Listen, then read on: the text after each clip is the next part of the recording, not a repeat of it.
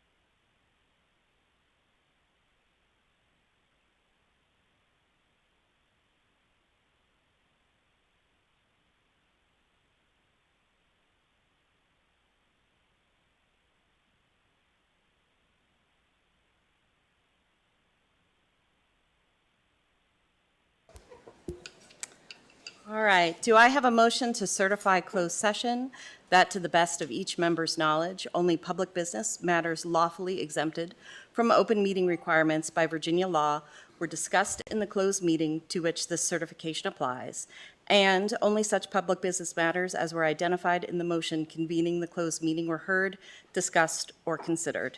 So moved. Second. Dr. Guthrie?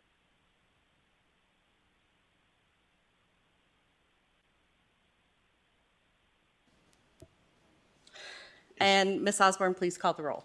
Ms. Bond? Yes. Ms. Franklin? Yes. Dr. Guthrie? Yes. Ms. Parton? Yes. Ms. Purcell? Yes. Dr. Roundtree? Yes. And Mr. Hudson? If he's Yes. 7 in favor. Do I have a motion to long-term suspend student A? So moved. Second. Any discussion? Ms. Osborne, will you please call the roll? Ms. Bond? Yes. Ms. Franklin? No. Dr. Guthrie? Yes. Ms. Parton? No. Ms. Purcell? Yes. Dr. Roundtree? Yes. Mr. Hudson? Yes. 5 in favor, 2 opposed. Motion passes. Before we move on with our meeting, I would like to pause for a brief moment of silence in recognition of an MCPS employee who passed away suddenly this weekend.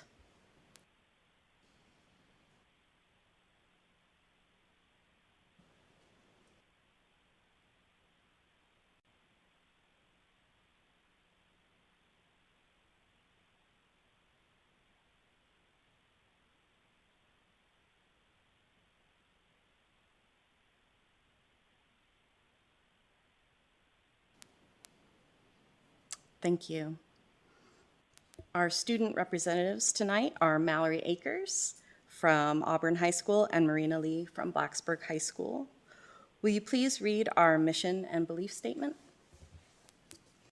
Our mission is MCPS is an innovative educational community. We value diversity and we are committed to equity and inclusion.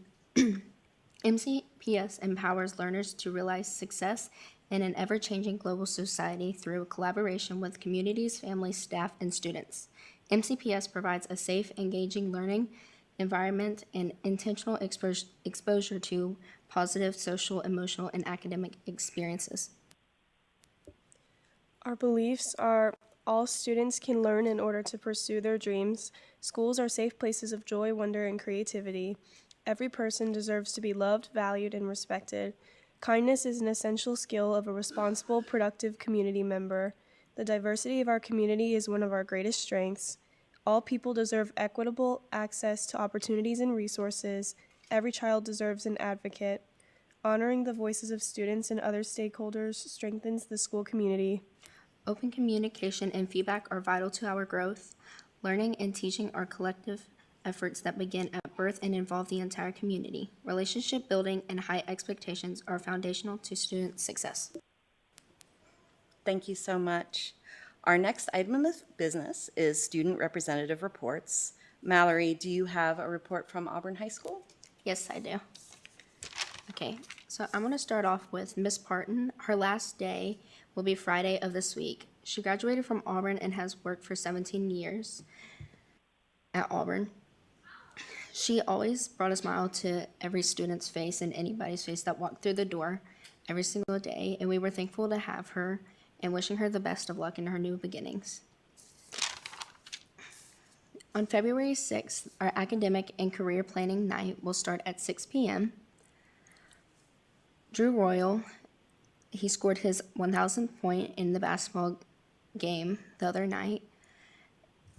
Nick Shepard, he won the award for Voice of Democracy and won a prize of $200. In journalism, they created a weekly podcast called The Nick and Josh Show, and you can find that on YouTube if you'd like to watch. Our choir are having audition for all district. 10th grade attended Career Quest. Spring sports start on February 24th. Indoor track competes for region and state championship at the end of February and the beginning of March, and Kobe bonds through shot put past the 60-yard mark, and that is a school record. Our MAC team is starting off to a strong start. Our daily attendance average is more than 95% a day. At the semester break, only 2% of students have been chronically absent.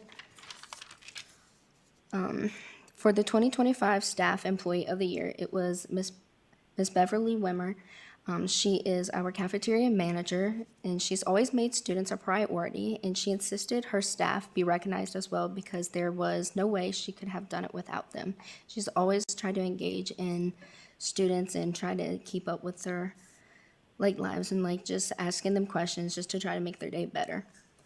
Our FFA is having a fundraiser, and they're selling strawberries straight from Florida, and orders can be placed by an FFA member or by emailing Kimberly Smith.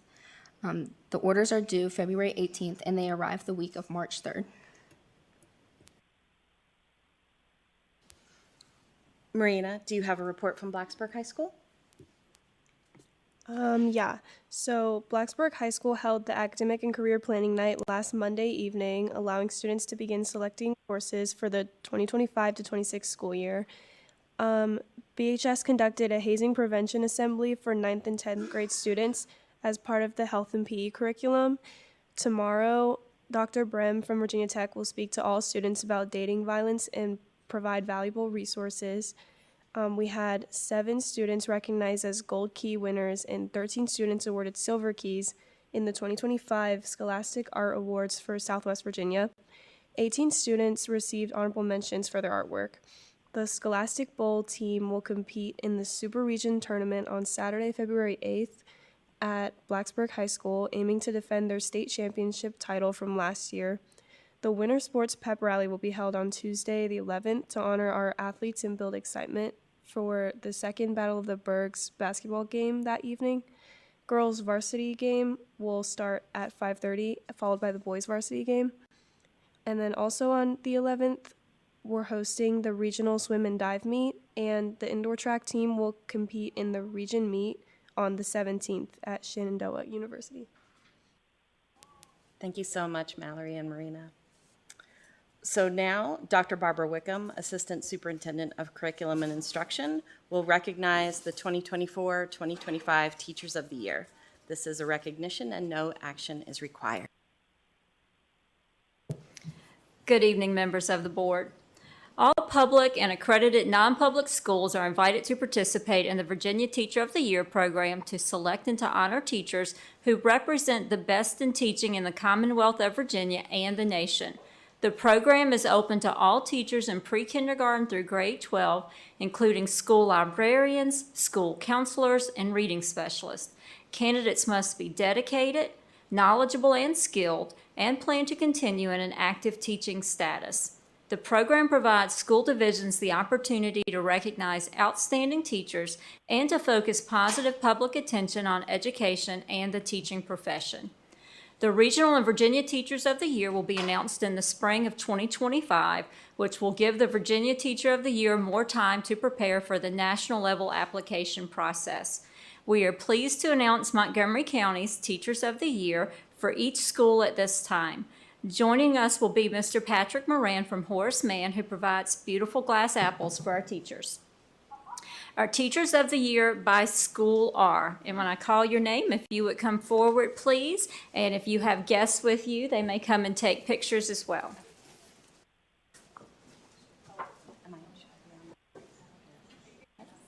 From Auburn Elementary School, Courtney Hall, kindergarten teacher.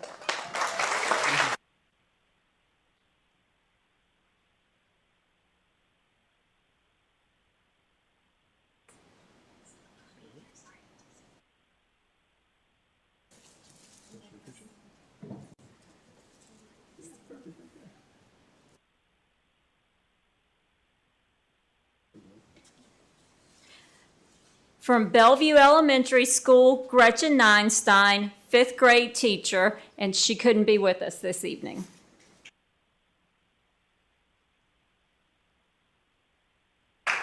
From Christiansburg Primary School, Jamie Perkovich, school counselor.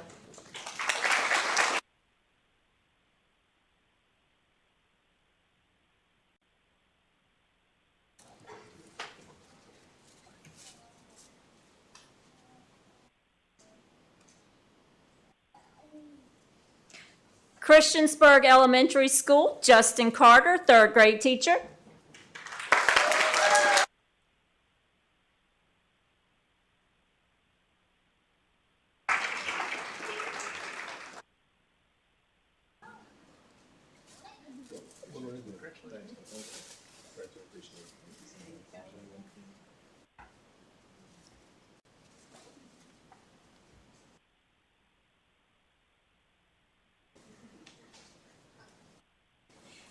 Eastmont Elementary School, first grade teacher Lori Linkus.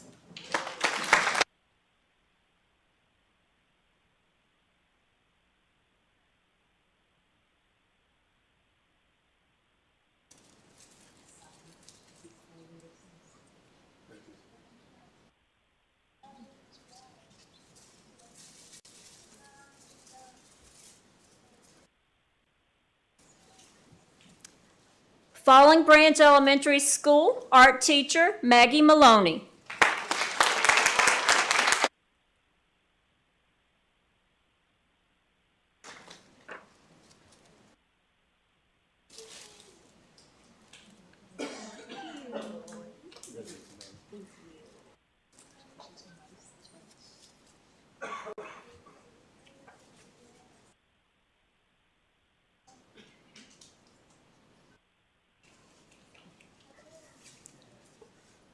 Gilbert Linkus Elementary School kindergarten teacher Natalie Rasher.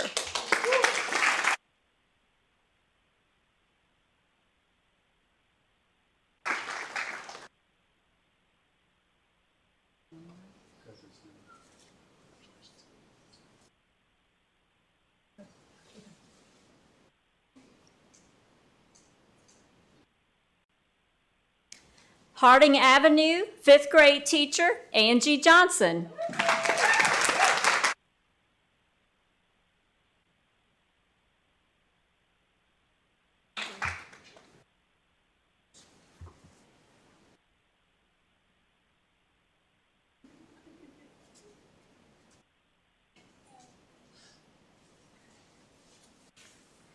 Kipps Elementary School, third grade teacher Monica Walters.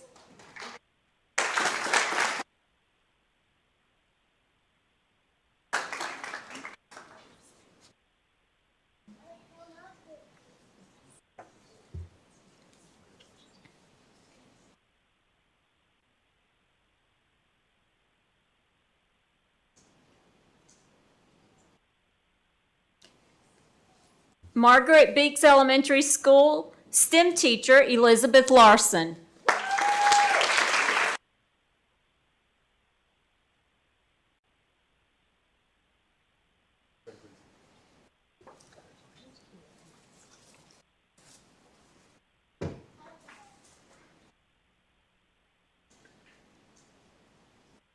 Our next teacher couldn't be here this evening. Price's Fork Elementary School music teacher Eric Young.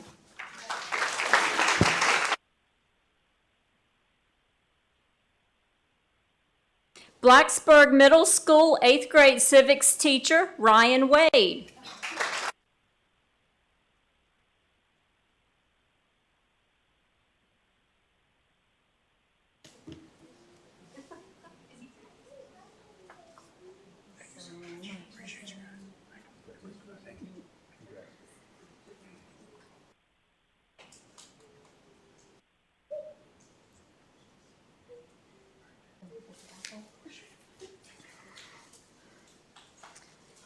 Our next teacher couldn't be here this evening. Christiansburg Middle School 6th grade math, Amy Brell.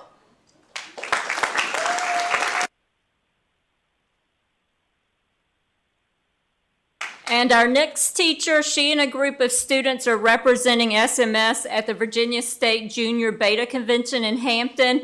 Anna Drew, Life Science and Advanced Science from Shawsville Middle School.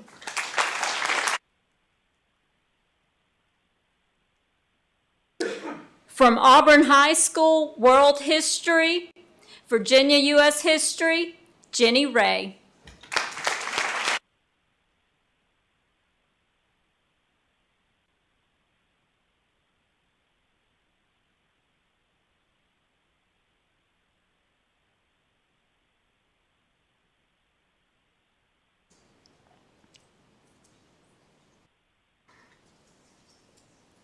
Our next teacher couldn't be here this evening. Special education teacher, Blacksburg High School, Luke Moran.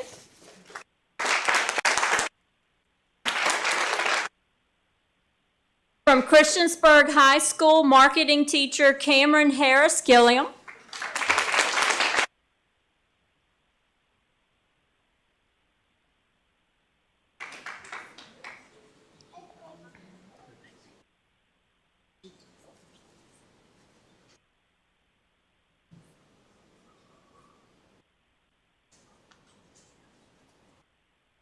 From Eastmont High School, special education teacher, Brittany Hawley.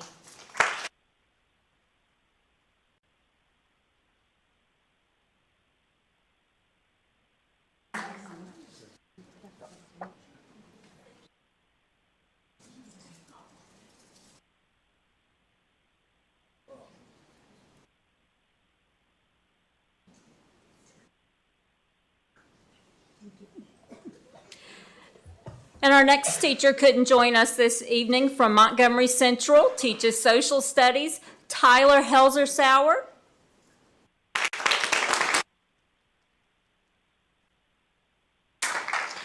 Virginia Division Superintendents are invited to nominate one teacher for state-level recognition.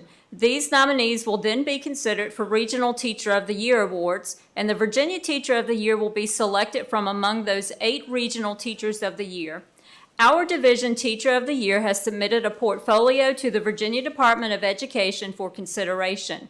His principal, Miss Marshall, shared the following information about our Teacher of the Year. He's done so much for our school. He's done rocket launches. He's connected with NASA. He's brought in moon rocks. He just brings it all. He's a phenomenal teacher. One of our MCPS beliefs in our strategic plan is that schools are safe places of joy, wonder, and creativity. That is what you will find in our Teacher of the Year's classroom. It is my honor to introduce our Montgomery County Public Schools Teacher of the Year, who teaches tech ed and robotics at Auburn Middle School, Mr. Philip Ashby.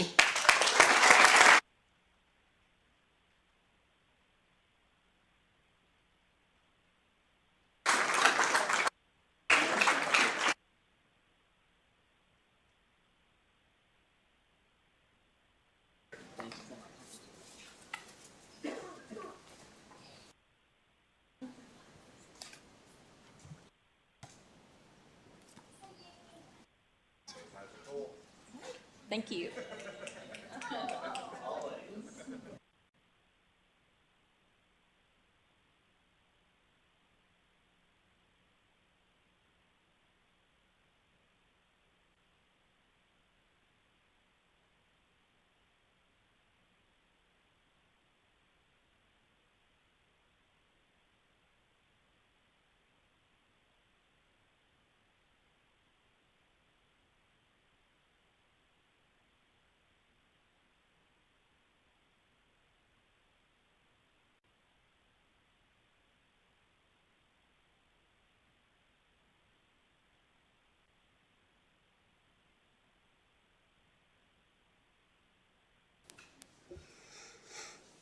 Now we get to move on to another celebration, our Seniors of the Month. Dr. Lori Comer, Director of Secondary Education, will start our presentation for Seniors of the Month.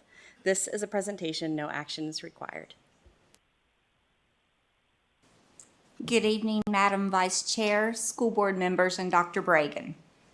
We are proud to celebrate the remarkable accomplishments of an outstanding senior from each of our 4 high schools.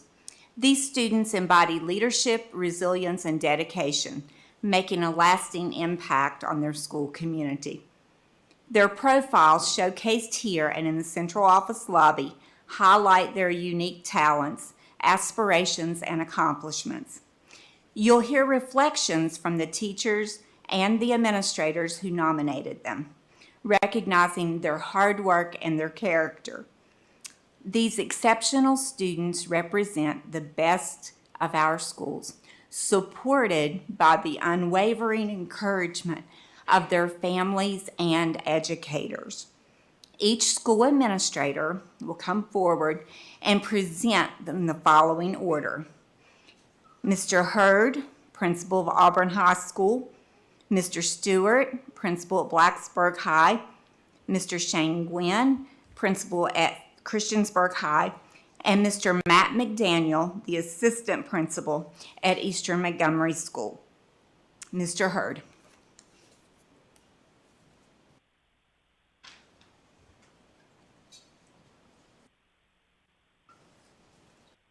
Good evening.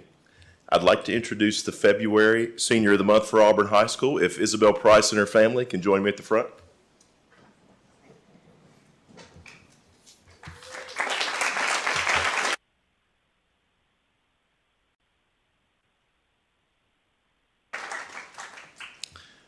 The February Senior of the Month for Auburn High School is Isabel Price. Izzy has gotten the absolute most out of high school a student can. She's been the president of the National Honor Society, the Beta Club, and editor of the yearbook. She's attended Girls State and will obtain her associate's degree. She's participated in many other clubs and been on the varsity tennis team. Her academics are top-notch as well. A teacher said of her, Izzy Price is a remarkable young woman whose maturity and drive are in contrast to many of her peers. Izzy has wrung every opportunity and challenge from her high school experience, from holding leadership positions, including senior class president and editor-in-chief of the yearbook for 2 years running. She's taken a full slate of DE classes. She's done it all. Not only is she involved, but in every situation, she is driven to push herself to excel. Perhaps the most remarkable aspect of Izzy is that despite her focus and engagement, she never takes herself too seriously. As a result, she's liked and respected by her peers as well as the faculty and staff. She is also a member of the last world history class I taught. AHS is very proud that she's one of ours, and she will represent us well as she pursues a 4-year degree in business and then her MBA to follow. Senior of the Month for February is Izzy Price.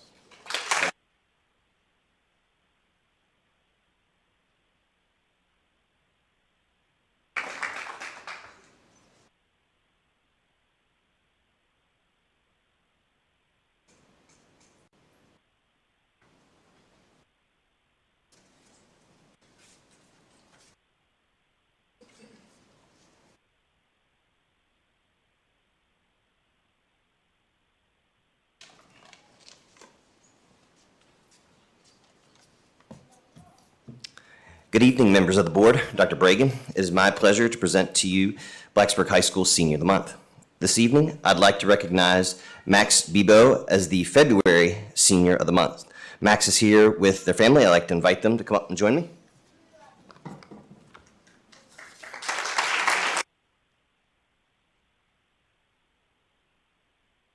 I'd like to read a brief statement from one of Max's teachers.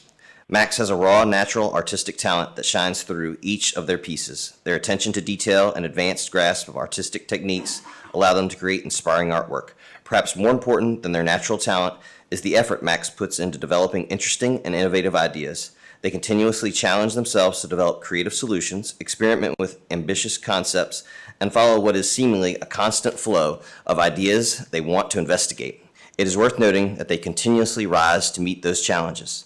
Max's work ethic, positive attitude, and focus, along with their advanced skill and knowledge, have made them a valuable resource for classmates and a terrific asset to my class and our school community at large. Congratulations, Max.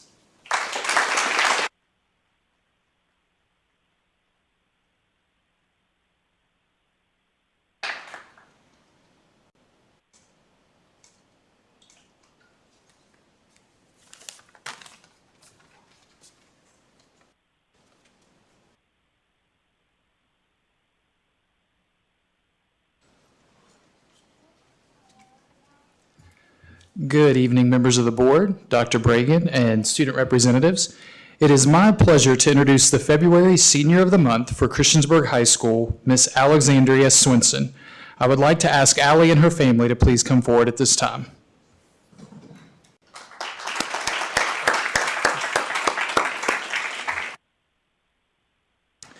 When asking one of her teachers to describe Allie, she said, "Allie is a remarkable student whose dedication, leadership, and passion for learning have left a lasting impact on our school community. She exemplifies what it means to be a well-rounded student, excelling academically while also giving back through leadership and service. She is brilliant, selfless, hardworking, and possesses an exemplary spirit. Allie's commitment to excellence is evident in every aspect of her involvement at CHS. She has continuously stepped up to lead, inspire, and support her peers, along with displaying a willingness to volunteer for almost any opportunity that comes her way. Allie is not just an outstanding student, she is a leader, a role model, and someone who truly embodies the core values of CHS. Her kindness, determination, and dedication to everything she pursues makes her incredibly deserving of this recognition. I have no doubt that Allie will continue to accomplish great things.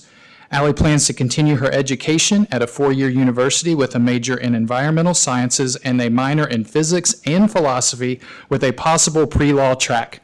Good luck with all that. So afterwards, she hopes to attend graduate school and law school to become an environmental lawyer and conservationist. Congrats, Allie.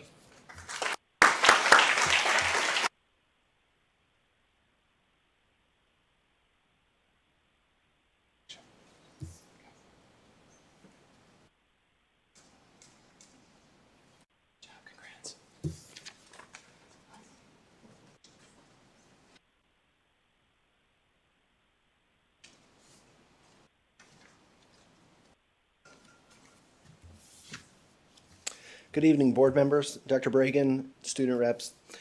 Tonight I have the pleasure of recognizing two amazing seniors from Eastern Montgomery High School. First, I'd like to invite Waylon Richmond and his family to the front. Waylon is our Senior of the Month from January.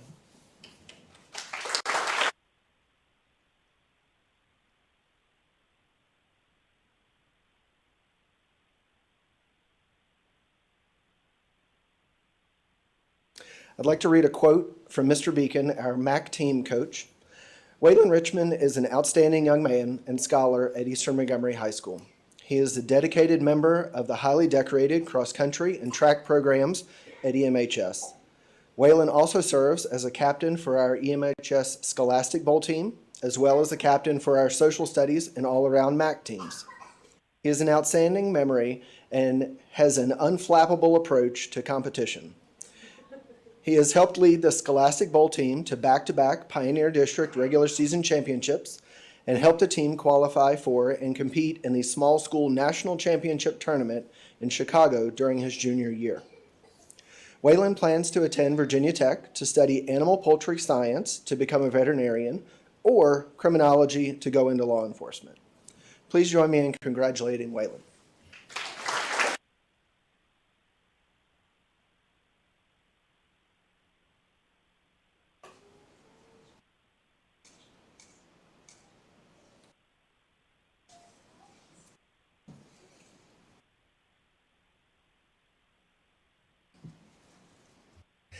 Next, I'd like to introduce our February Senior of the Month is Olivia Wilbon. I'd like to invite her and her family to come forward.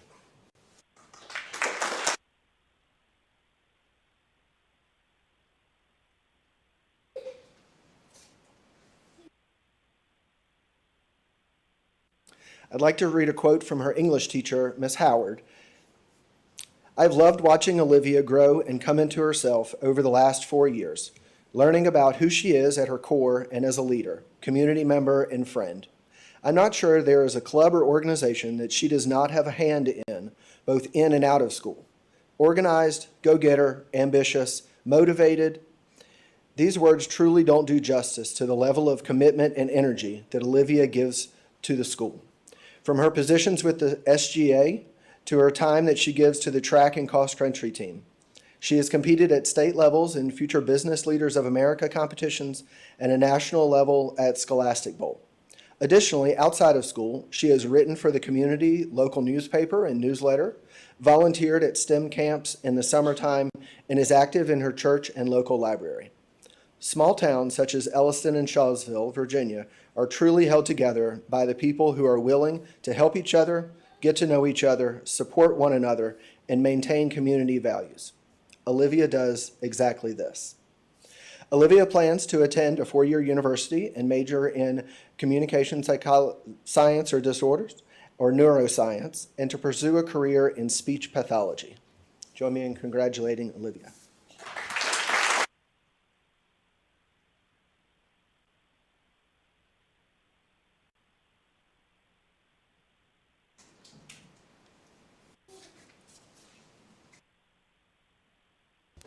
The board will now take a break to thank our honorees for being here today.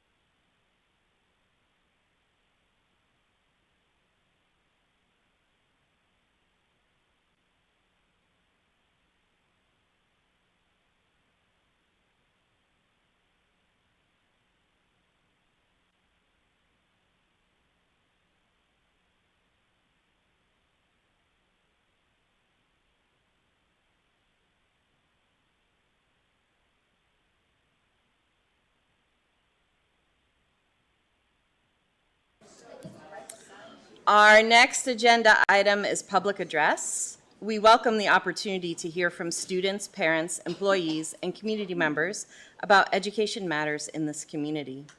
As a reminder, the board sets aside 30 minutes to start our public address. We have the option to extend in 30-minute increments, which Ms. Osborne will remind us of. If there are additional speakers after 90 minutes, the board will continue with their business meeting and hold one additional 30-minute session at the end of the business meeting. The clock continues through applause and disruptions. The more disruptions there are, the fewer speakers who get to address the board. I will call each speaker up by name in the order that they signed up. Each speaker will have 3 minutes to address the board. The board does not respond to speakers during public address. The screens will show when the speaker has 30 seconds remaining and when time is up. Our first speaker, please state your name and the area of the county that you live in. The first speaker is Michael Sanborn, followed by Christopher King.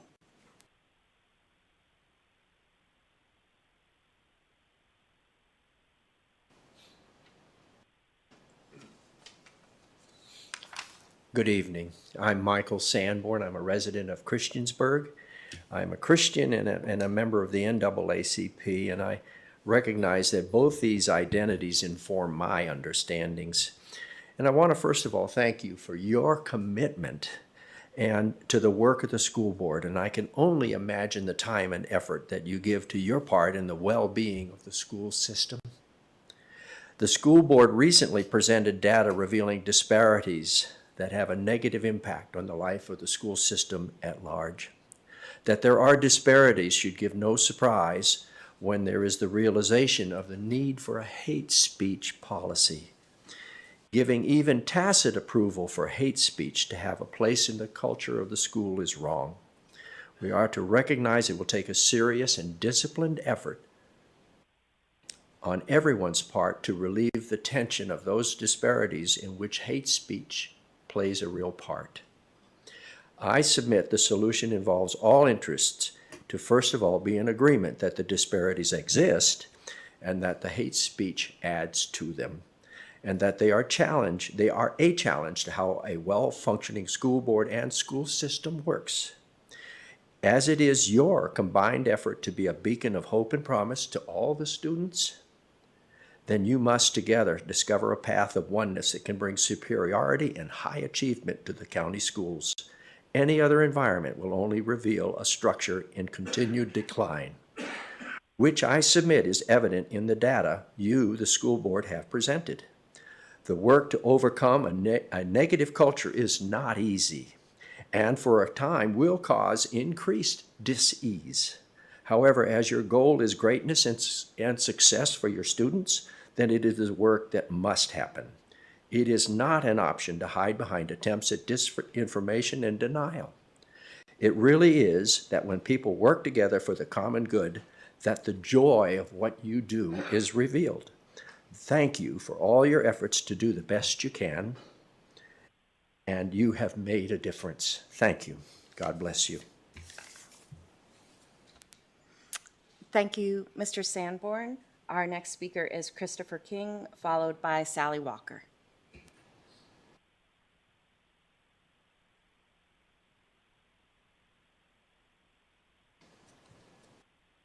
Good evening, members of the board and Dr. Bregan.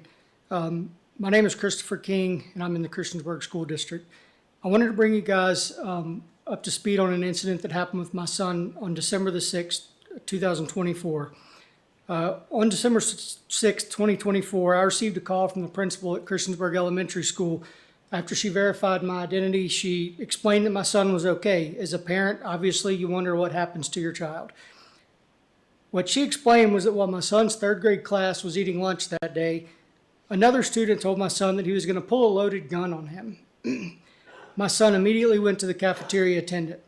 The school principal informed me that a threat assessment was done by the school and the school resource officer. When I asked what steps this threat assessment included, they explained that it consisted of calling the parents of this individual and verifying that there is no access to firearms, etc.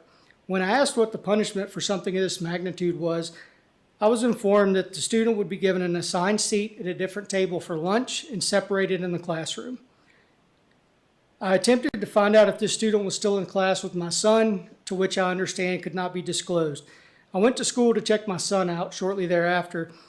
When I picked my son up, I found out that this individual was still in the classroom with my son. He came right back into that classroom and sat near my son. When I asked my son what should be the punishment for something like this to happen, he felt like he should be sent home from school and maybe not be able to go back to school for a few days. I asked him if he was scared, and he said no, he wasn't scared, but he was worried. That's pretty interesting coming from a third grader.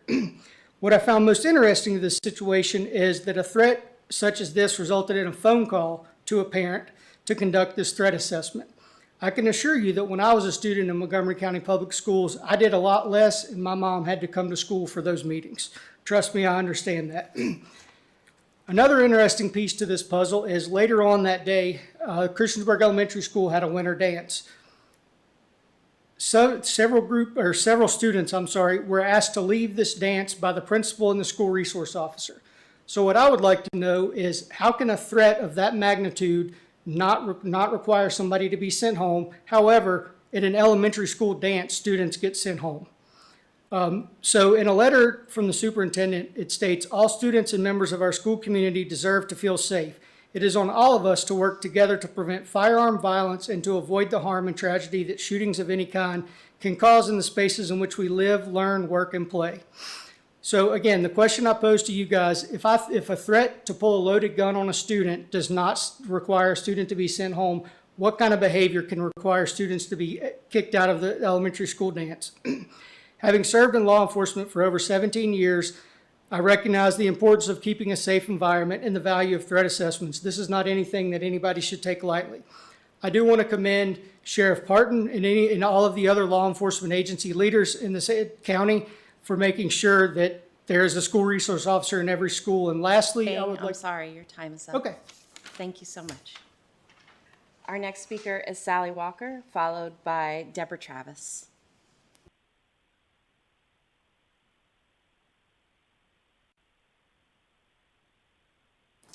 Hello, my name is Sally Walker and I live in Blacksburg. I have 2 sons who go to KIPS. Thank you for all your hard work, especially regarding equity and inclusion, which is reflected strongly and repeatedly in the MCPS mission statement. I'm grateful for the thought you put into the hate speech policy. I appreciate a policy that has clear lines of action where each individual school has trained staff members in diversity and inclusion training. I believe in the need for trauma counseling to be available in each school for affected students as individuals. I'm proud of the fact that MCPS has an Office of Equity and Diversity. I heard Ms. Stacy Wright speak a couple weeks ago, and I was horrified to learn that there have been more hate speech types of incidents reported to her in the first 2 months of this school year than all of last year. Alarmingly, I have a friend resigning from teaching at MCPS school because she experienced even other teachers within her school mock some of her students with disabilities. I see clearly now the need for more student and community support and inclusivity. I want to see a culture at MCPS that approaches this proactively in each grade. Besides a hate speech policy with a clear roadmap for actions following incidents, I support a more proactive approach through diversity, inclusion, and implicit bias programs for students, staff, and parents. I see the bravery it takes for the students who have experienced racial and gender hate speech to continue to come to our schools each day. I also see the courage and growth possible for those who cause trauma to become fully aware of the depth of their actions through impactful diversity counseling and restorative responsibilities. Uncomfortable though it may be in the short run, I feel that definitive boundaries in something like our hate speech policy show what we won't tolerate as a student body, as a school body. It can only make for stronger students and those better equipped for what's to come after graduation, regardless of demographic and upbringing. Thank you. Thank you, Ms. Walker. Our next speaker is Deborah Travis, followed by Judy Barilski.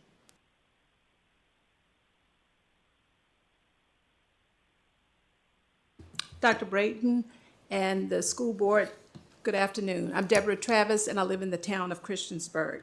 I'm the president of the Montgomery County, Rapid City, Floyd County branch of the NAACP, and our mission overall is to achieve equity, political rights, social inclusion by advancing policies and practices that expand human and civil rights, eliminate discrimination, and accelerate the well-being, education, and economic security of Black people and all persons of color. Keeping the well-being of our students in Montgomery County in mind, we must ensure that we are providing an inclusive, supportive environment for them to learn and grow.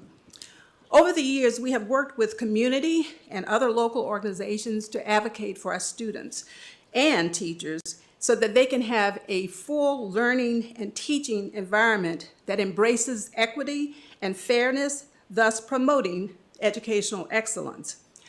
Recently, our branch has received an increased number of reports of derogatory, racially charged language towards our Black students and other students of color in the Montgomery County Public Schools. This is intolerable and unacceptable, as it results in great harm to those who are the direct recipients of these remarks, as well as to bystanders and to the entire school community. Therefore, we welcome and support the hate speech policy that you, the board, approved on January 21st. Though it's long overdue, it is a very important step, and we thank you for taking it. We know, however, that a policy is only effective if there is a consistent and sustained implementation of the policy.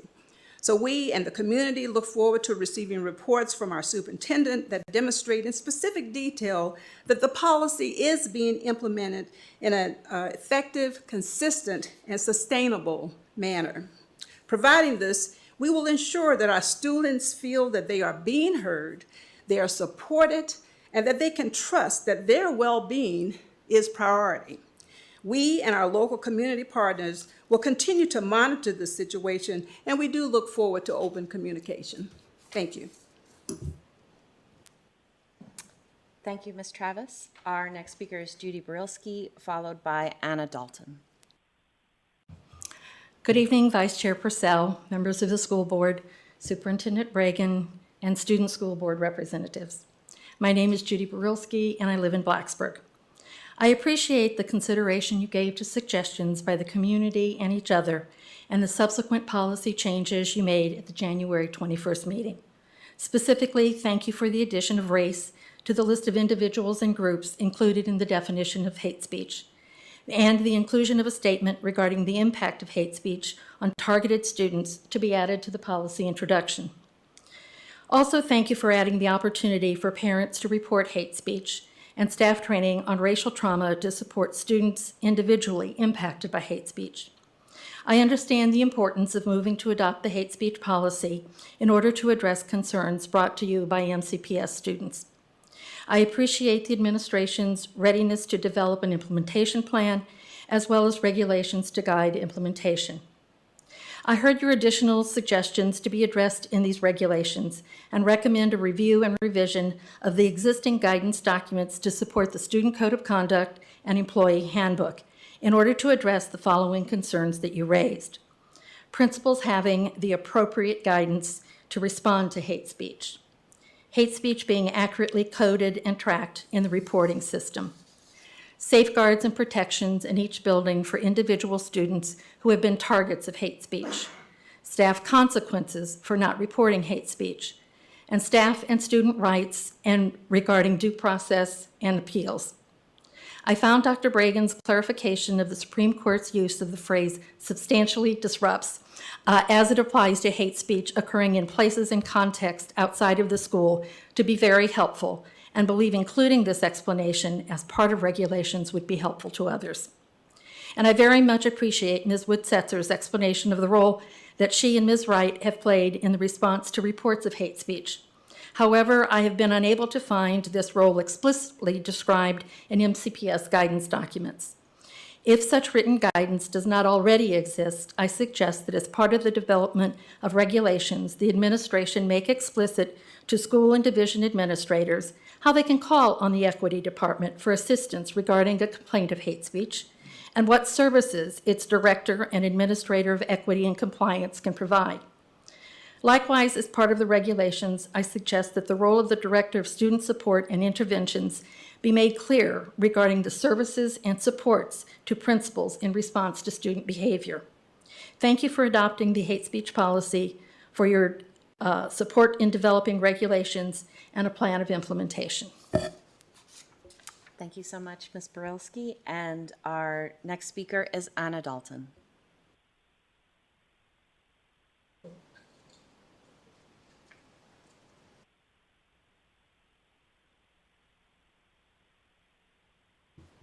Good evening. I'm Anna Dalton. I have a degree in social studies, secondary education. I didn't teach in the school district, but I did send some young men through it from Price's Fork to Blacksburg Middle School to Blacksburg High School and that other four-year school. But of course my children had an advantage. I went to the dialogue on race and I got to hear Dr. Verney Reed provide us with a lot of numbers, and the numbers were appalling. The numbers indicating that Black students doing significantly less well in reading, in science, in math, and also graduation rate. I mean, I was appalled. It's appalling that such a wonderful school district could fail. And I have to say, I listened to numbers for about 5 hours, but when it was all said and done, I'm going, whoa, this is terrible. This sounds like we may have created an instance of a hostile learning environment for our students and our teachers, leading up to a situation where Black students are failing significantly different. And it's not COVID, which I thought was interesting watching the tables. I did math, so I like charts. And the chart for white students right across the board was not affected by COVID, the COVID years. However, the Black student population significantly was across the board. And you're going, whoa, I mean, that does not make sense. You got to do better. You got to do better. This is serious. These are our kids. My kids aren't in school now, but they're all my kids. They're all our kids. And we have to look after them. I'm a nana, and yes, they're all our kids. Please do something, and do it soon.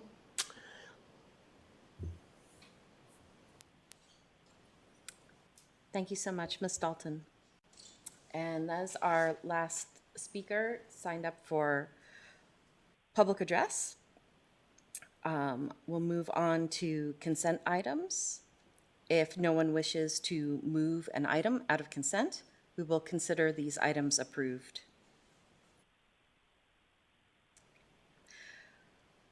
Financial reports. Do I have a motion to approve the payment of the bills as presented? So moved. Any discussion? Ms. Osborne, will you please call the roll? Ms. Vaughn? Yes. Ms. Franklin? Yes. Dr. Guidry? Yes. Ms. Parton? Yes. Ms. Purcell? Yes. Dr. Roundtree? Yes. Mr. Hudson? Yes. 7 in favor. We'll now move to the report from the superintendent, Dr. Bragan. Thank you, Vice Chair Purcell. As February begins, we recognize and celebrate Black History Month in our schools. This is a time for our students, staff, and community to honor the achievements, contributions, and resilience of Black Americans throughout history. In our classrooms, students will engage in meaningful lessons, discussions, and activities that highlight the impact of Black leaders, innovators, and change makers. We encourage our students to reflect upon the past, celebrate the present, and be inspired for the future. This month presents an opportunity for all of us to learn, grow, and celebrate together. We look forward to reporting out on these activities at our March board meeting of all that's taken place in our schools. The second thing I would like to read is a proclamation and a certificate of recognition from our governor, of the great Commonwealth of Virginia. School Board Appreciation Month. Whereas school board members are elected or appointed to represent the interests of students, teachers, parents, and other stakeholders. And whereas school board members play a vital role in ensuring that students across the Commonwealth have access to high quality, rigorous education and are best positioned to uphold the educational excellence in Virginia schools. And whereas school boards are the governing bodies responsible for the oversight, success, transparency, effectiveness, and outcomes of school systems across the Commonwealth. And whereas local school board members work for their community's parents, businesses, educational professionals, and other community members to execute a shared vision of success for all students. And whereas these decisions affect the present and future lives of children and chart a path to prepare all students to be productive workers in the Virginia economy, informed and engaged citizens in our pluralistic democracy, and responsible and good neighbors in our communities. And whereas School Board Appreciation Month acknowledges the contributions, dedication, and service of Virginia's local school board members. Congratulations, all of you, and thank you for all that you do. The next thing I'd like to talk about is, it came up at a recent board meeting that there was a question asked, why didn't we put any increases in the proposed budget for our costs for gas and diesel fuel for the upcoming school year? And one of the reasons is that we anticipate creating our own fuel tanks, 4 of them throughout the county, and purchasing our own fuel from a cooperative and getting it in bulk, so it'll be cheaper for us in the long run. We have an RFP that went out. It's come back right now, and we're working on them to negotiate prices and some particulars related to the procurement process for Virginia. And we will present that to the school board in an upcoming meeting, most likely the early meeting in March. But what we're anticipating is our fuel savings to be estimated annually at between $200,000 and $400,000, obviously depending on what the cost of fuel is at that time and the utilization. And we look forward to making this difference. And again, this is something that's come up with our transportation director, an idea, as opposed to doing what we do now, which is where all of our drivers, whether you're driving a automobile, one of our fleet, or a bus, you have a card and you go to the local gas stations and fill up, and some of them we get a discount, some of them we don't, but it will save us a substantial amount of money if we can buy those in bulk, and we look forward to doing that. And that's why in the budget we didn't put any increase for the price of gas or diesel, and we will bring that proposal to the school board when we're ready to ask you to vote on it in the very near future. One other thing I wanted to share, and this is one of the behind-the-scenes things that nobody hears about, nobody talks about, but it impacts our district greatly. I had the opportunity last week to go to our annual meeting for our prescription benefits manager, which many people may not even know what that is.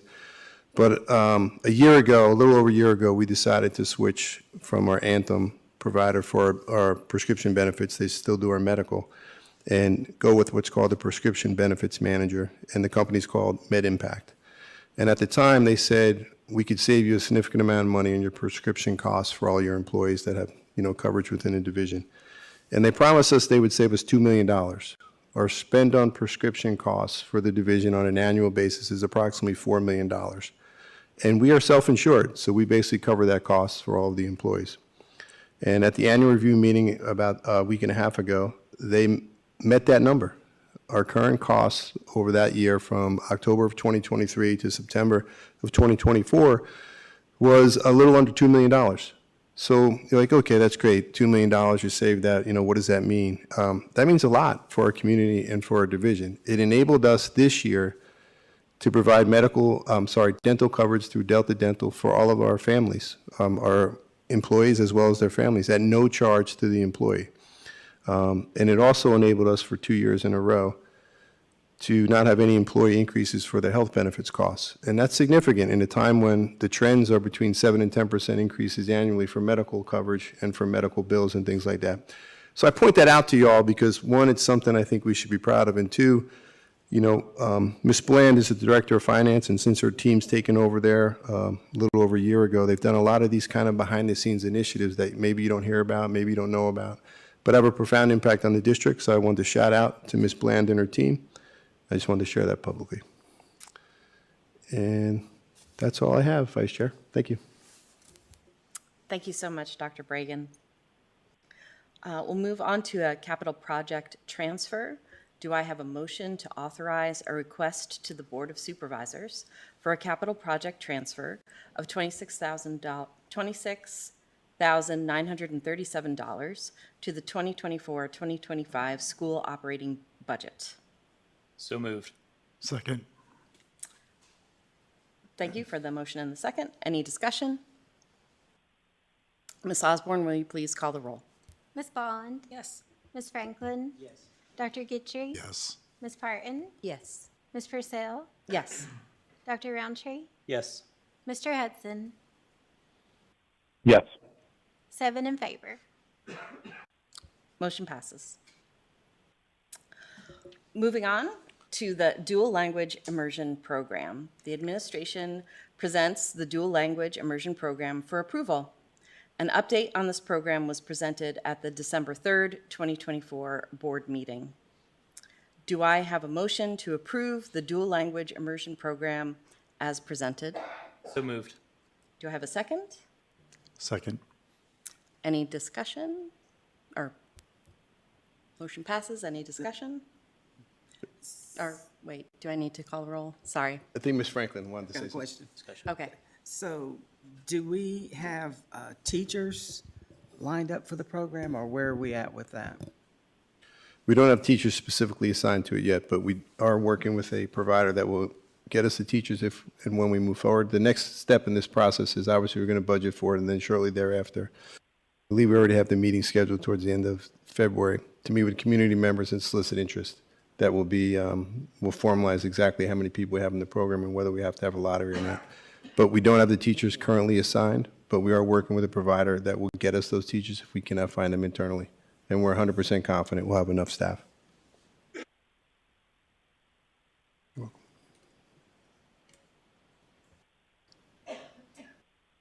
Anyone else?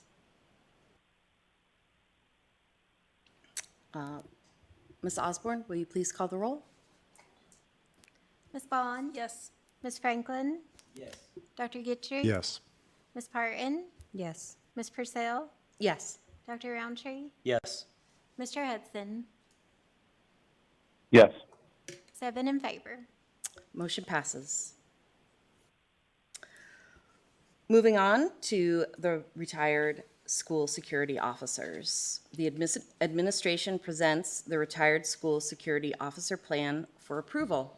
An update on this program was presented at the January 21st, 2025 board meeting. Do I have a motion to approve the retired school security officer plan as presented? So moved. Second. Any discussion? Okay, so I will be voting yes for this, but I still have concerns, like I stated at our last meeting, that this doesn't snowball into us having our own law enforcement department, because that impact would be huge. And our job is to educate students, and we need to keep them safe also. But we have a community that also is responsible for helping us keep students safe, and I hope that that doesn't turn into, again, our own security or police department for the school system. Anyone else? Ms. Parton? So I'm going to be voting yes, of course, and so I'm going to say it again like I've always said. Safety is one of my priorities and should be all of our priorities, not just for our children and our students, but for our faculty and staff and administration as well. And as you can see, and you've seen on the news every night, things aren't getting any better, and things are getting worse. So I would rather have someone in a building than rather not have anybody at all. So I would rather have an SSO there if we are not able to obtain an SRO until we are at a point where it's feasible for us to get our SRO. So I just want to put that extra layer of safety there because I want all of our schools and all of our students to feel safe so they can learn and thrive and not be afraid to come to school. Dr. Roundtree? Yeah, so I'll be voting yes. I agree with Ms. Franklin's assessment. We need to make sure that that we're not having our own police force. Also, the governing bodies that are in charge of funding law enforcement need to be held accountable, and all of the municipalities in the county that are not currently able to provide SROs to the schools in their municipalities should think about helping out the Board of Supervisors, or the Board of Supervisors should have discussions with them on how this gets funded. Of course, in the county itself, that's covered by the Board of Supervisors already, but voters should also hold their local county or local municipalities accountable for covering these costs.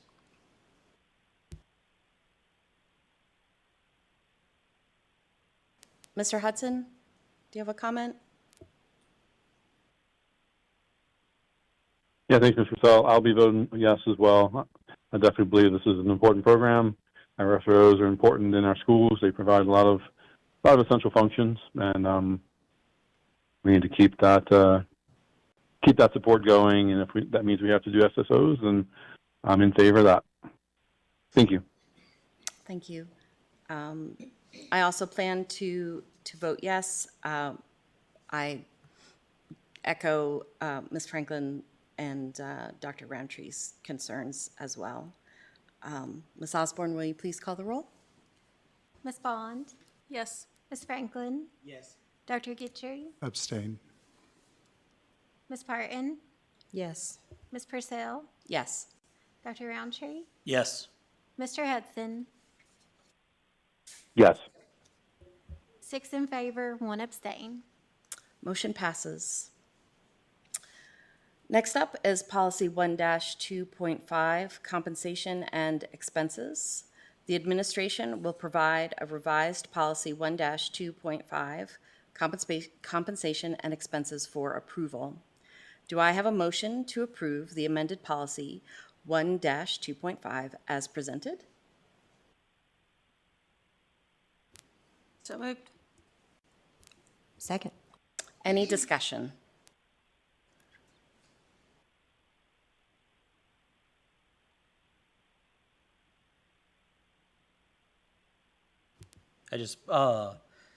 So this is our first reading of this.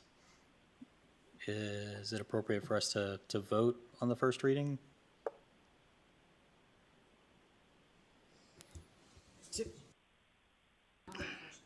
Yeah. Well, we just did, didn't we?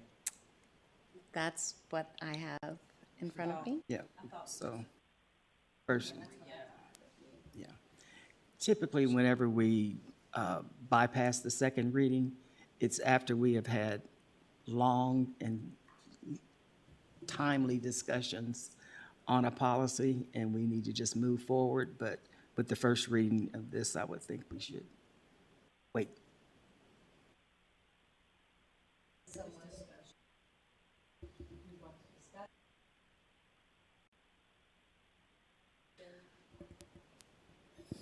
Since I did the motion, I will move to amend it or strike it. Yeah. Yeah. And I second the amendment. Until the second reading. Do we need to vote on that? Nope, you just removed it from the. Okay. But I thought we had to vote on to remove it, okay? And I'll just start, huh? Okay. Okay, so if it's first reading and we're just going to have conversation or discussion about it, just so our captive audience knows what we're talking about. It's about the school board member compensation and benefits, and I'll just speak for myself. I've been on the board this year 20 years, and we've had one raise. And it was literally, when I got on the board, none of us run for what you get paid because it's nothing. But as we have grown as a board through the years, last month we had, I'm not sure how many meetings. I think when we were up hiring the superintendent, I think we had 23 meetings that month. Well, when you start having meetings like that, it becomes a job. It's no longer just a position on a board, in my opinion.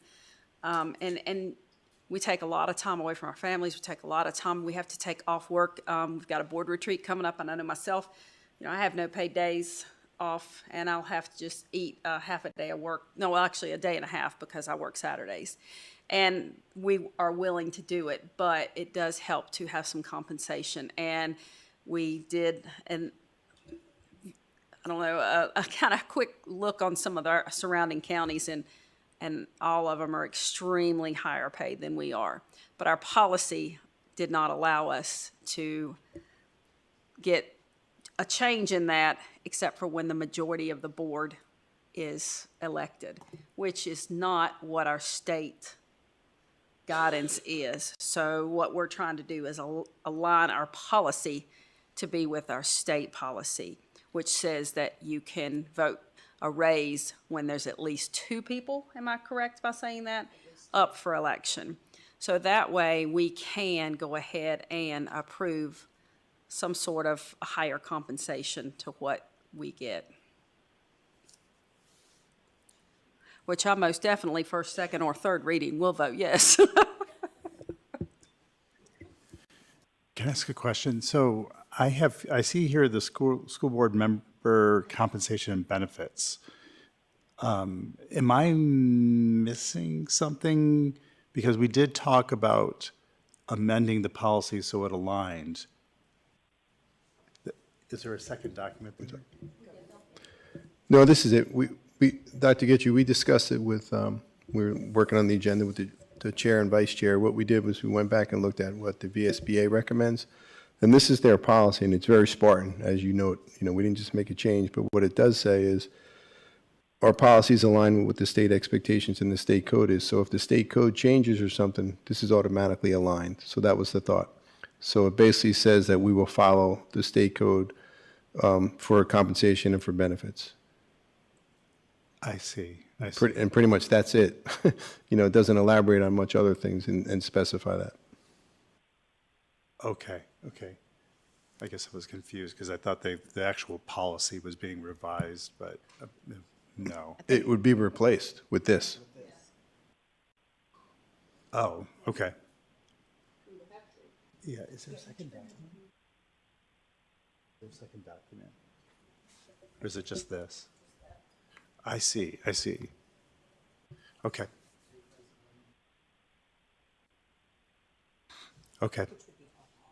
Right, I understand.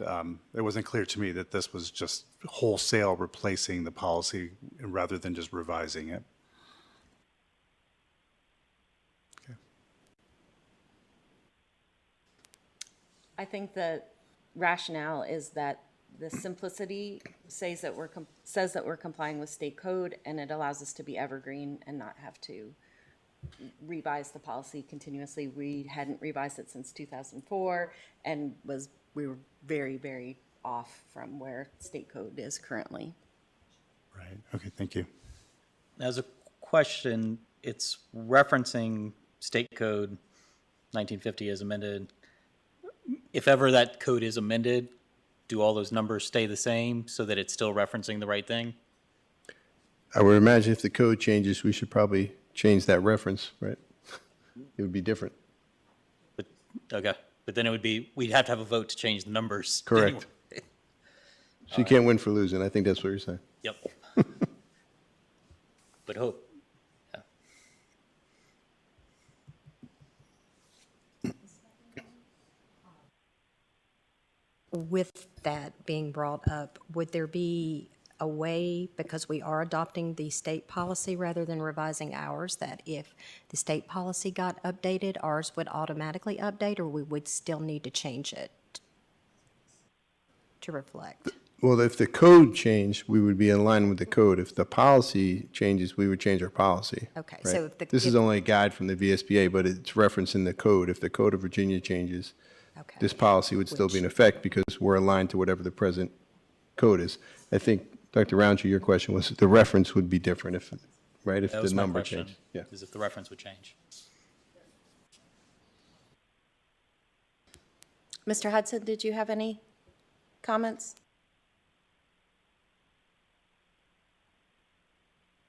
Yeah, thanks for that. Just to be clear for board awareness, we during agenda prep we chose to go ahead and put this on as an action in case the board wanted to go ahead and approve it, considering it is a pretty straightforward change that gets us in compliance with CSBA guidance and state code, and so that way the policy would be approved, and the administration could move forward with the budget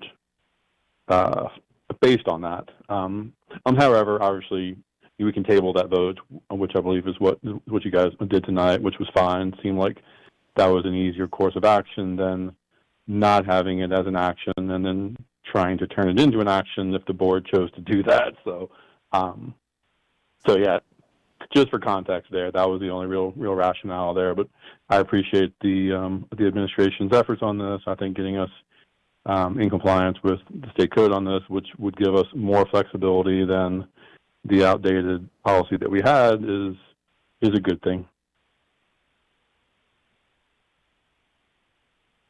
Well, so I believe the Code of Virginia probably would not change. They would just do amendments to it. And going back to first and second readings, part of the reason why we do 2 readings is to give the public a chance to chime in on things that we have in front of us that will affect the community. So that's why we shouldn't really jump too fast to do approvals on first readings.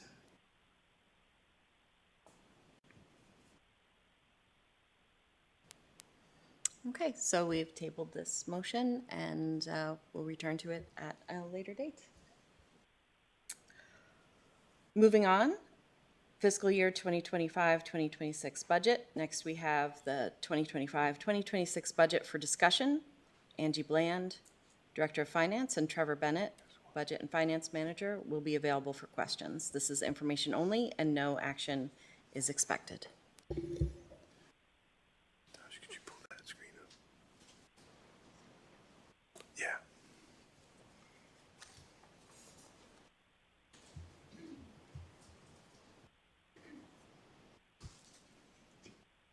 I was going to say, that's pretty small. Yeah, basically, we have up on the screen there, if you could see it, is the discussion we had last week and the items that we wanted to include. We brought to the school board what the costs would be for those, and the ones that the board said to move forward with, they're included in that budget. And that reflects the total budget there. It comes out to $154,178,200. That would require us to have an additional ask of the Board of Supervisors of about $7.5 million.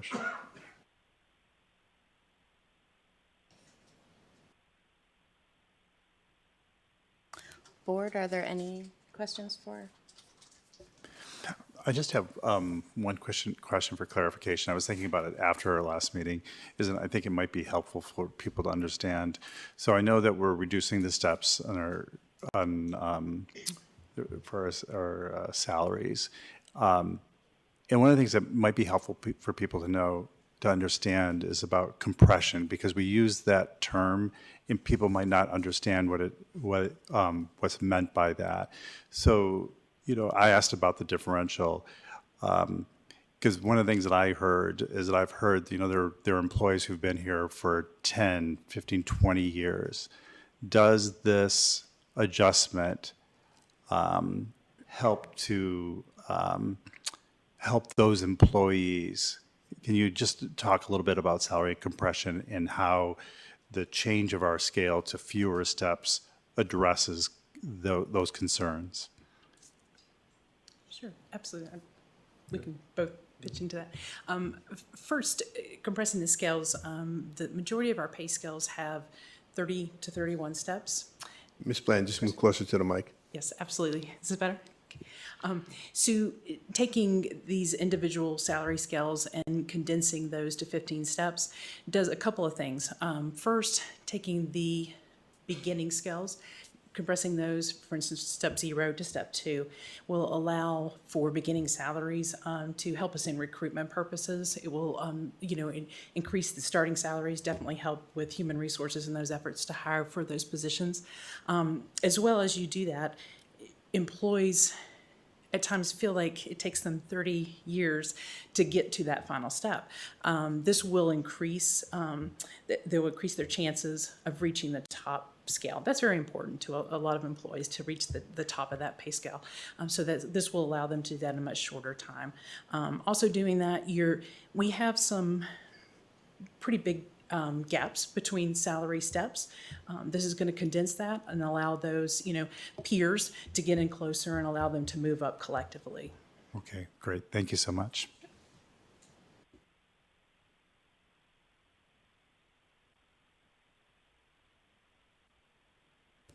So I sat down with Ms. Bland and Trevor and got a better idea of how this was working in to make sure all of our employees who were eligible and on a scale were going to be compressed to the 15 years. So that is going to happen. But when you do a compression like this, there will be folks who will get increases, and then there will be folks who won't get increases because of the steps that they are on. They will still get the 3% proposed increase, but there will be gaps in there because of just the steps that folks are on. Eventually, they will catch up, and it won't take as many years to get there. So.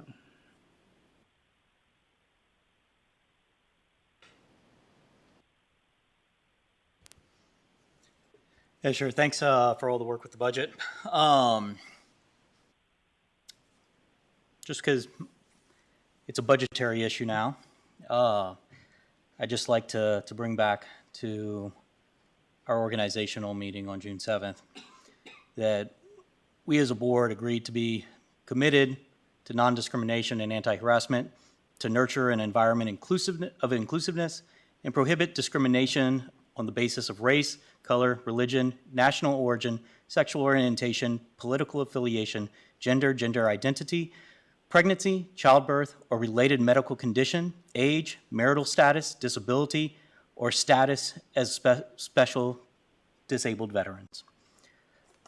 Unless we've changed our decision on that, I want to make sure that we are committed to this, as this can have budgetary effects in our current climate with our federal funding of grants,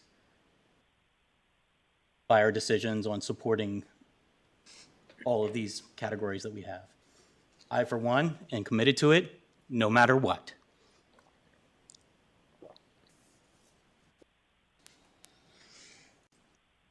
Ms. Bond or Ms. Parton, do you have any questions or comments? Mr. Hudson?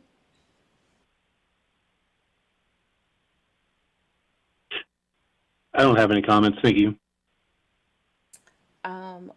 I just wanted one clarification. I was just looking at the budget planning calendar at the end of the document. And so we have a joint meeting on February 24th at the Board of Supervisors meeting where the school board is presenting the budget. And is that you, Dr. Bragan, or? So February 24th is a joint meeting? That's what it says on the calendar. It says, school board presents fiscal year proposed operating budget to Board of Supervisors at a joint meeting.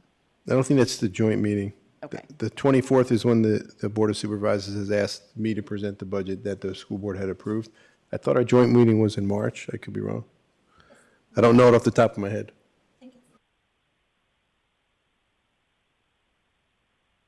Okay, I just, I appreciate the clarification. Yeah, that might be a mistake on the calendar. I'm confident that February 24th is when the Board of Supervisors asked myself and Ms. Bland and the team to present the board-approved budget for them. They will then work on their final budget and then set the tax rate. Right. Thank you so much. Okay, if there aren't any, oh, Ms. Franklin. Yeah.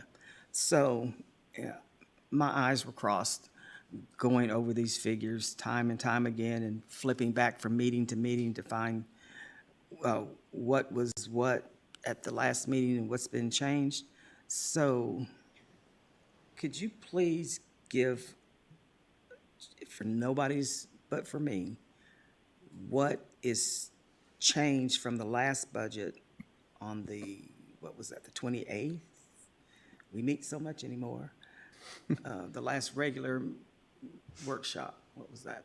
Anyway, from that meeting to this meeting. Because I think that, I don't know that I saw the teachers for the dual enrollment, and wasn't sure about the fuel.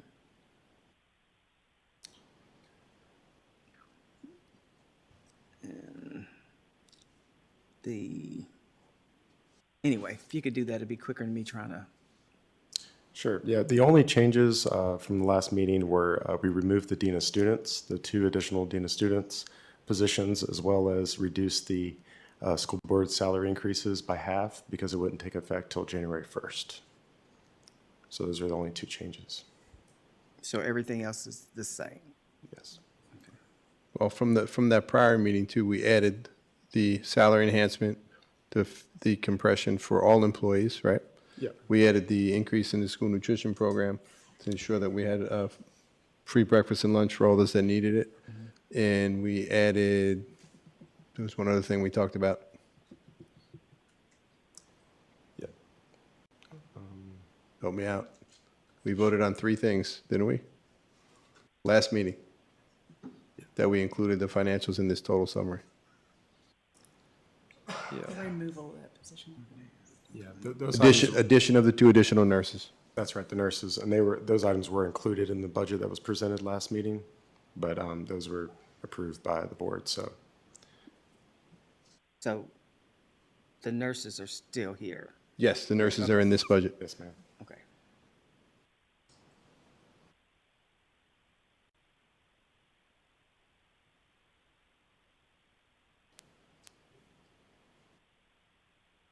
Are there any other questions?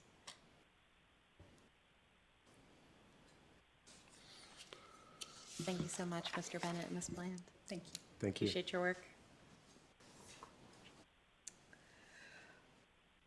Next is the MCPS staffing update. Dr. Amanda Widener will present the MCPS staffing update. This is information only. No action is expected. Good evening, Madam Vice Chair, school board members, Dr. Bragan. I have information for the month of February regarding staffing, including vacancies and our progress in filling those vacancies. So the first slide just gives you an overview of our current vacancies by category, comparison to the total number of positions, and also that third column gives you the percentage, what percentage of vacancies does that represent for each of those categories. Dr. Guitry, you had asked for some more comparative data. So the last column I've included there is I went to the VDOE and they have a vacancy dashboard. So this is data based on last year. We don't have current data, but that just kind of gives you an idea of what the vacancy rate for those positions in the state, across the state was for last year. So you can see there's some similarities, like our current administrator vacancy rate is very similar to what the state was last year. Our certified instructional positions is actually much lower. Special education is somewhat similar, and you can see that across the state we are definitely seeing a critical shortage among school psychologists and SLPs, which have been some of our hardest positions to fill. And then among classified staff, the numbers are similar. So I hope that information, that comparative information, is helpful to you. These are our current vacancies compared to last month. So you can see there's some change for a few of them. And again, I'll go through each of those on a slide so I can break them down and you can see where we've seen changes. So some have gone up slightly and some have gone down. Take a look at our administrator positions. We were very happy. We filled our Director of Secondary Education. Dr. Lori Comer is in that position now. However, that did create a new vacancy. So we have an open principal position now at Eastern Montgomery Elementary School that we are working to fill. We are still reviewing applications for the Administrator of English Language Arts, and we do have a candidate who was approved at the last board meeting for our Administrator of CTE, and that person will be starting next week. These are our current certified vacancies, and as I mentioned, we have 10 of these. The first 3 listed on there, those are vacancies that we've had for most of the school year.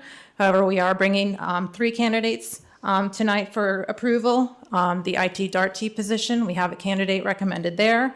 Our health and PE teacher position, which has been open at Montgomery Central all year, we have a candidate there. We've had 2 recent vacancies, a resignation of a STEM teaching position at Auburn Elementary School, which we have a licensed long-term substitute teacher in right now. And we also had a recent resignation of a science teacher at Blacksburg High School. However, we do have a candidate recommended to fill that position. These are our special education vacancies. Again, many of those, the first 3 have been on there for most of the year. The good news is that we have made some progress recently in some of our very difficult to fill positions. So at the last meeting, we approved a school psychologist who has started. We also have a candidate we're bringing forward to fill our last school psychologist position. This will be for next year. Speech pathologist, we have recently filled a position. We have another candidate to bring forward tonight to fill another one of those positions, which will reduce those vacancies to 2. And we are actively looking at applicants to fill the remaining positions for next year. Special education teachers, you know, we have added a lot of new positions this year, so we still have several vacancies. However, we are now looking to next year, and we do have a recommended candidate for one of those open positions at Auburn Elementary School. And then our most recent vacancy that we have now is a very recent retirement. So we have an occupational therapist position that is now open because of a recent retirement. So those are our special education vacancies. I've added a new slide. At this point in the year, we're actively looking to fill positions for next year. So I will update you each month going forward so that you can see what positions that we have started filling for next year. So currently we have approved 1 special education teacher candidate, 2 more that will come before you tonight, and then a school psychologist. So I'm hoping each month that you'll see, I'll have more of those to report out to you.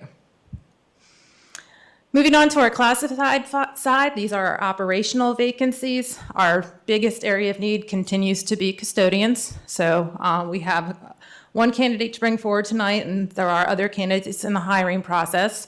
We've been doing some extra advertising here. We do have a pop-up recruitment fair tomorrow. So we've invited all of our current applicants. We're hoping to fill some positions there. And then in the interim, to deal with these vacancies, our facilities department has contracted out and brought in some extra help on the weekends to do some deep cleaning in our buildings. Of our 3 HVAC positions that have been open, we do have a candidate to fill 1 of those. We have filled a technology systems analyst, and our 4 open bus driver positions. We have 2 candidates who have completed the training, and so they're ready to be recommended to be full-time drivers. And then we have 2 other candidates who are being recommended to start the driving training. On the instructional side of our classified positions, again, our greatest need continues to be filling para positions. So we do have a candidate recommended there with a couple of additional candidates that are in the hiring process. We have a number of lunch recess aid positions that are open, but we do have 3 candidates that are recommended with 3 more who are in the hiring process. And then we have filled our testing coordinator assistant position at Auburn High School. When we look at the diversity of our workforce currently, 15.2% of all of our new employees this year identify as minority employees. And then if we look across all of our current employees, 8% of all of our employees identify as minority. And then lastly, I just want to give you an overview of substitute information. We currently have 450 active substitutes. As you can see, our fill rates for December and January have, the numbers have either stabilized or gone up. So we've had a 93% fill rate for January as well as December. That's really good. That's above the national average. And then we've also seen our para fill rate go up as well. So, and I've broken those down by communities so you can see those numbers.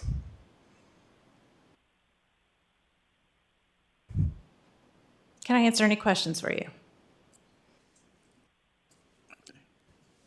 So I don't have a question, but it's that statement I keep bringing up. So when you look at our pay scales, even with the compression, that's going to help folks reach that top pay quicker. We still have folks who will be making $15, $16, $17 an hour for several years. That's not acceptable. And we go through the same thing year after year. We can't get people, we can't keep people. It's because we're not paying them. So until we do something different, I think the last time we did a big adjustment there was to bring everybody up to $15, and that was a few years ago. We've got to do better, and now's the time to do that, folks. Because sooner or later, those of you who have been here, to be able to attract folks, we have to adjust the scales. We had to do it with bus drivers, we had to do it with our nurses, we had to do it with other folks. We need to do it for everybody. Making $15 an hour, it doesn't get anybody anywhere. But just working and working and working and probably leaving us and going to another job, if not two. So how much energy does that really give them to really give everything that they've got to help us out in the positions that they hold for us? So we've got to do better, plain and simple. Now's the time to do it. So before we approve a budget, I think we should have something in it that is going to support our folks who are barely making, it's not even a living wage, it's a scratching wage. Well, if I'm recalling correctly, in one of our joint dinners that we had, we brought this up and said that we definitely need to ensure that we are all on the same level of pay as well, the county, the towns, and what we're paying, our groundskeeping staff, our custodial staff. That way they're not, going here and getting $1 more, going there and getting $1 more. We need to all be on the same level and on the same playing field. So most definitely, if we're behind, we need to be, and I would think that they would be in support of that because they wouldn't want that as well. So hopefully that would be something that they definitely would support. Dr. Getchie? I'm in agreement. I just wanted to say thank you for pulling in some of that extra data for context. I appreciate it. Ms. Martin?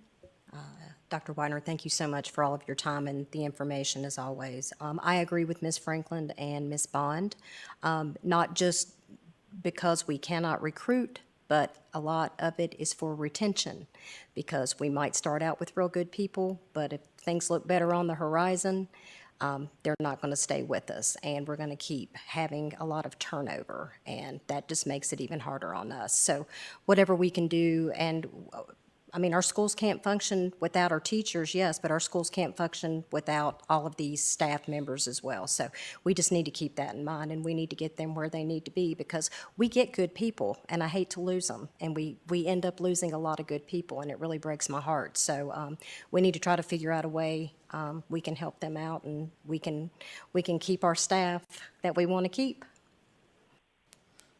Dr. Roundtree? Yeah, so it was last year that we increased the minimum wage in our school division to $15 from 13 and some change. That was something that I ran a campaign on about parties offering $15 salaries, or $15 hour wages. We do need to continue raising that.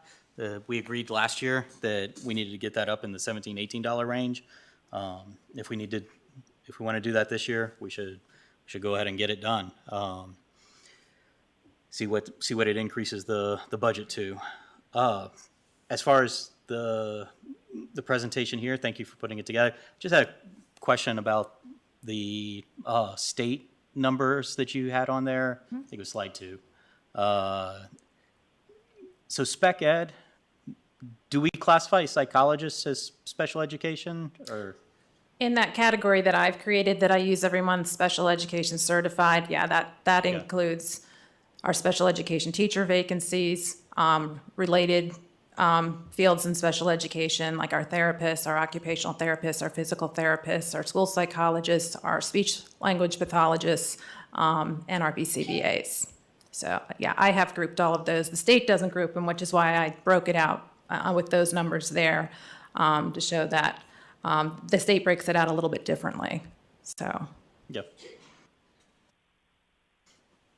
And how big are, how many employees are in each of those classifications, according to the state in our county, special education, speech and language pathologists and psychologists what do those numbers represent for the state? for the county? Okay, so currently, like SLPs, we have 8 positions. School psychologists, I believe we have 5, and special education teachers, I'd say between 125 and 130. Okay.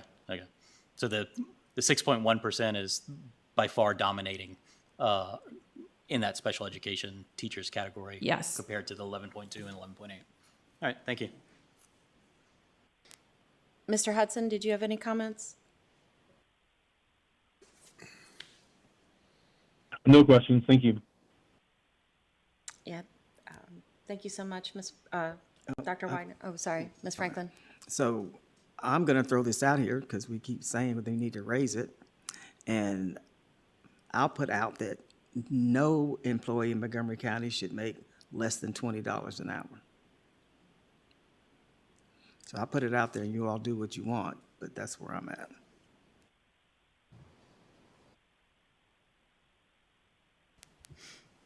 Thank you, Ms. Franklin.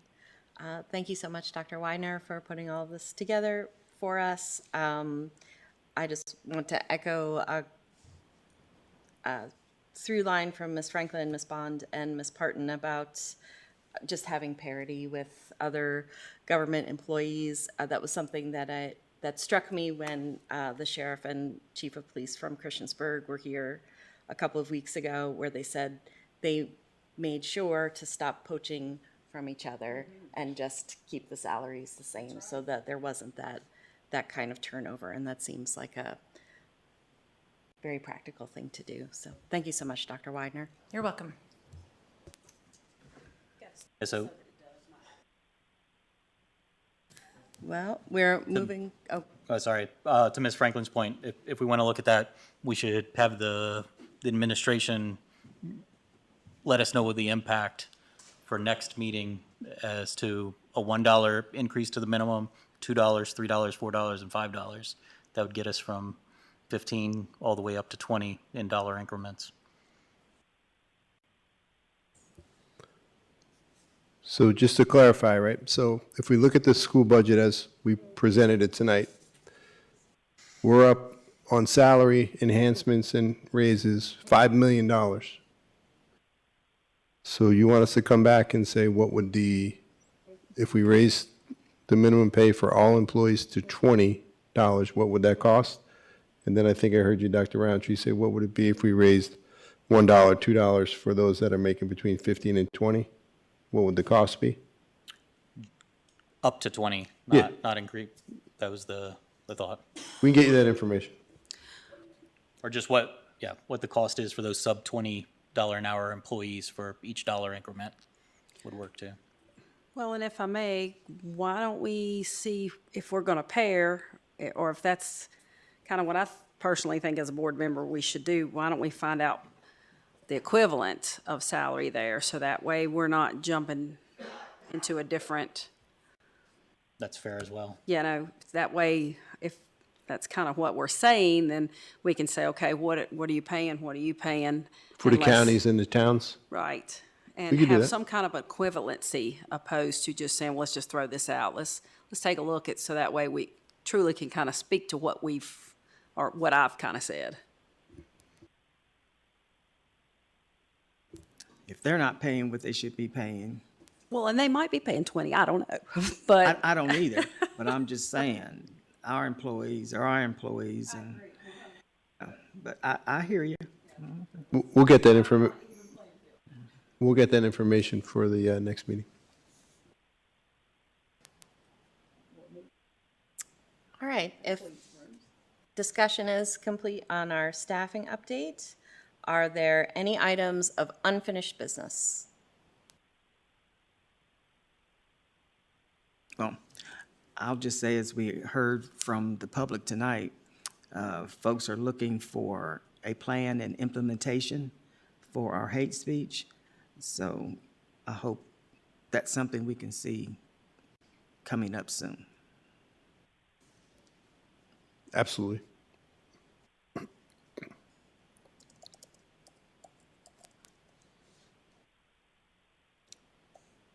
If there are no other items of unfinished business, we'll move on to new business. Are there any items for new business?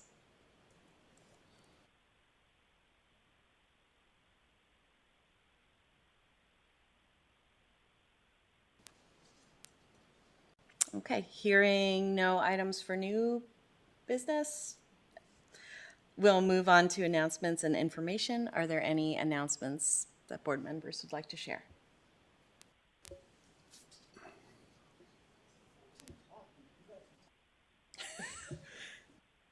We're going back in. Penny, bet on the over? I'd just like to say I'm real proud of everyone that we recognized tonight. Kudos to everyone, all our teachers of the year, and as always, our students of the month. But it's always a joy to see everyone that's done so well in our county. Yeah, so congratulations to all of our teachers of the year. And I would also like to thank the Dialogue on Race for hosting their summit, their winter summit, 2 weekends ago. Is that right? Yes. It was great information. I was able to attend the part on law enforcement statistical studies, and it was very enlightening. The traffic stops associated with black versus white disparity, nearly 2 to 1 to 3 to 1, depending on the year, of blacks being stopped versus whites when percentages are taken into consideration. The interesting items about the outcomes associated with tickets or warnings, not having disparities between them, but that arrests were drastically different disparity in with a 2 to 1 outcome between whites being arrested versus blacks being arrested, or 50% increase. So that was a great activity, great meeting. So just thank you. Yeah, again, congratulations to all the teachers. I know that they left. Did I see something on Facebook or the news about one of our middle school students winning like an international choir competition? Anybody know about that? I was like, this is amazing. Is that Charlotte Slider, who went to Carnegie Hall? Yeah, I was like, we had a student from BMS who won an international competition. I was like, we have students doing amazing things. I don't know if anybody knows about, yeah. So when I saw that, I was just like, we've got some amazing students in this division, really. Congratulations.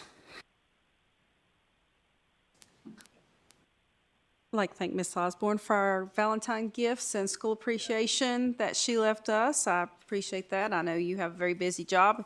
To think of us and to take time to do something special for us, thank you. Thank you, Tosh. Much appreciated.